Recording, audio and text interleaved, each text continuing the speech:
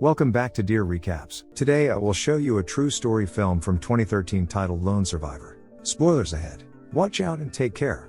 To become a Navy SEAL, people have to endure 5.5 days of cold, wet and brutally difficult operational training with as low as 4 hours of sleep. It is considered to be the toughest training in the US military and only 25% make it through. These 25% realize they can do so much more than they ever imagined. A bleeding man is brought to the military base by a helicopter. He is badly wounded and attempts to revive him in the medical tent seem useless. 3 days earlier, at the first ray of light, Danny races his team leader Mike around their base. On the final stretch of the race, Mike comes out on top and Marcus says he won by a second. Matt joins them and inquires who won and then suggests a penalty for the loser. The group unanimously decides to give Danny a headshave. Mike's squad is notified that they have a mission and to come to the meeting to be briefed. The goal of their mission is to capture and kill Ahmad Shah. He is a senior Taliban commander responsible for killing Marines in eastern Afghanistan, as well as villagers and refugees who aided American forces. He is their primary target. Ahmad can be identified by the fact that he has no earlobes. Captain explains the plan and that they will have quick response forces on standby, but they have to be careful since communications may be difficult in the area.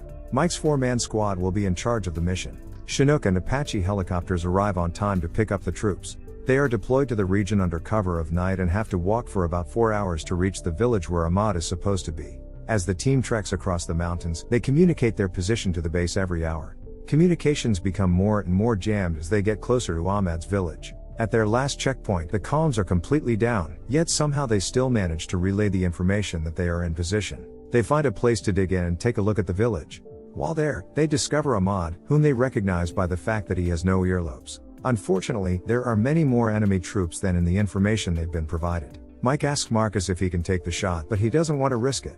The team retreats to take a quick nap, leaving Danny to keep watch. A short time later, Danny hears a goat herd near them and the group wakes up. The goats are led by 3 herdsmen. The group hopes to stay unnoticed. Unfortunately, one of the herders trips over Marcus' foot and the group quickly captures the 3 and ties them up. Danny tries to contact the base, but due to poor signal he receives no response. The herdsmen are part of the Taliban. Mike calls the base on an unsecured line and asks to speak to the commander, but just as he is about to pick up the phone, the connection breaks. Realistically, they have 3 options: let them go and they will be found in an hour, tie them up and they will be eaten by wild animals or freeze to death, or eliminate them. Marcus says they will get a major backlash if they kill the 3 herders. Matt still thinks they need to kill them since their mission is to eliminate Ahmad, but Mike steps in with the final decision to abort the mission. They are to release the herdsmen, make it to the peak of the mountain and Danny will call the base for extract. The team releases the herders and heads up the mountain, with Marcus still watching behind, unsure if they made the right decision and how quickly the information will be passed on to the Taliban forces. One of the boys makes his way down to the village as quickly as possible. Once at the top, they realize it is a faulty summit. Danny tries to contact the base, but to no avail. Matt keeps muttering that this is a bad spot to be in. They decide to descend to the tree line and wait for sunset, then continue on foot. Since Mike's team has missed 3 communication windows with the base, the commander decides to call his superior and let him know there might be a problem. In the trees, the team keeps watch all around. Matt notices movement, and Mike goes to check the perimeter. They are surrounded and their location is compromised. He informs the team that they will soon have contact with enemy troops, who heavily outnumber them. Marcus takes accurate aim and fires the first shot. The Taliban forces now know their exact location.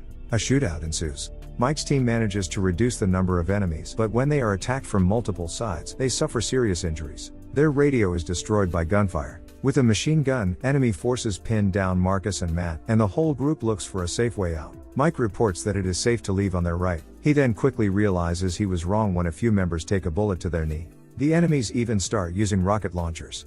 Cornered, the squad jumps off a steep hill. As if the bullet wounds were not enough, they also suffer a series of injuries as they fall down the slope. In the end, everyone manages to regroup, as if a guardian angel is watching over them. Not for long, as Danny is shot in the leg and shoulder. The group runs deeper into the woods, but Danny is at the end of his rope. Mike drags him back to cover. The situation is dire. In shock, Danny can no longer control the volume of his voice and gives up their position. The group jumps down the cliff again, but this time Marcus carries Danny, who gets shot, leaving him at the top of the cliff. Barely standing on the ground, the 3 decide to return for Danny. They find some cover and Matt slowly picks Tallies apart while Mike tells Marcus he's going to the cliff to try to get a signal for comms. Mike gives him his spare ammo and points out that it's a one-way mission. Somehow, through all the gunfire and cover from his teammates, Mike makes it to the cliff and contacts the base to request immediate assistance. When he gets up, he is riddled with bullets and Danny suffers a similar fate. To the distress signal, the forward base sends 2 Chinook helicopters to the group's location, or rather, 2-man location. Unfortunately, they have sent Apache helicopters on another mission and do not have the support for Chinooks, but they still proceed. The reality of everything slowly sets in for the two, and as Matt is heavily injured and believes he is next, he asks Marcus to tell his wife how much he loves her, but as soon as Marcus says he will not die, they get blasted with missiles. When all hope seems to be lost for the two Chinooks arrive and give them the strength to hold on a little longer. In an attempt to send the SEALs into battle, hope does not last long as one of the helicopters is hit by an RPG and explodes on a cliff, killing everyone on board. Not wanting to suffer the same fate, the other Chinook flies off, leaving the badly wounded Marcus and Matt to fend for themselves once again. They are desperate. Not long after, Matt also loses his life. Marcus is shot at with a rocket launcher and lands at the bottom of a crevice where he is able to hide from Taliban fighters. The Apache helicopter arrives quite late, and seeing no enemies on the ground, it takes off shortly after. Marcus passes out and wakes up the next day at sunrise.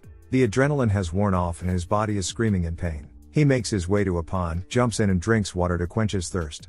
Marcus is startled by a group of people living in a nearby village. He holds a grenade in his hands and threatens them, but the villager, Gulab, offers him a helping hand. The group takes him to their house in a village, where he is shown his position on a map, and one of the residents is unhappy with the presence of the American soldier, since they can all be executed if they help him. Not understanding anything that is being said, Marcus once again holds the grenade in his hand and says, "If I don't go home, you don't go home." Marcus is still hesitant because he does not know why Gulab is helping him, but with no other choice, he gives Gulab a note to deliver to the base.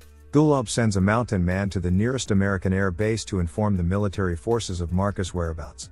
The Taliban forces find Marcus' blood and follow the trail to find out he must be in the village. Gulab tries to talk some sense into the insurgents, but they don't listen.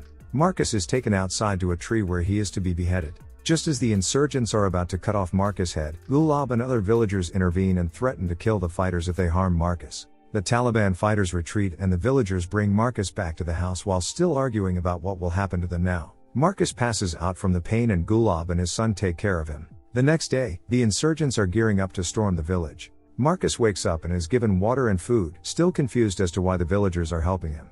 The wall of the house is blown up and they are attacked. Meanwhile, the forward base has received Marcus' letter and dispatched choppers to the village. The villagers are outnumbered and outgunned and do not stand a chance. Marcus is found and fights the insurgent. Fortunately, the little boy hands him a knife and he wins this round. American forces arrive just in time to mow down Taliban fighters. The perimeter is secured. They find Marcus and take him to the helicopter, but he stops to thank Gulab and his son. He owes them his life. Back at the base, Marcus is taken to the medical tent and he narrates that he died on that mountain with his brothers, but a part of him still lives on.